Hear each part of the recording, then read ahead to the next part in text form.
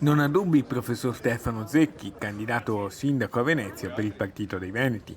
Nel suo programma c'è un punto imprescindibile e questo si chiama autonomia. Ho accettato molto volentieri l'invito del Partito dei Veneti di candidarmi perché è il partito dell'autonomia. Io sono stato 10 anni consigliere comunale,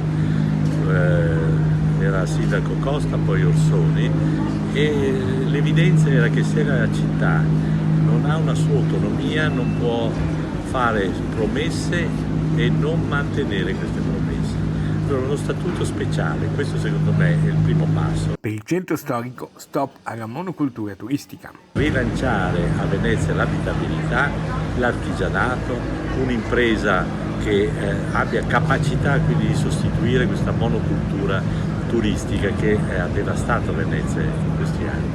Ma Mestre deve diventare la City di Venezia, una Greater London. Per la terraferma, invece, Zecchi propone un modello di sviluppo in perfetto stile milanese, come lui stesso ha già portato avanti da assessore della città meneghina. Quando io ero assessore a Milano, il sindaco era Albertini, abbiamo cambiato la città, abbiamo fatto City Life, abbiamo rifatto il quartiere Garibaldi, abbiamo comprato i territori per i terreni per Expo. Ecco, qualcosa del genere deve essere fatto a Mestre. Mestre deve diventare una smart city capace di attrarre capitali, cambiare il regime di lavoro e avere quindi a Venezia un punto di riferimento, di immagine, al lavoro e i capitali essere attratti da Mestre.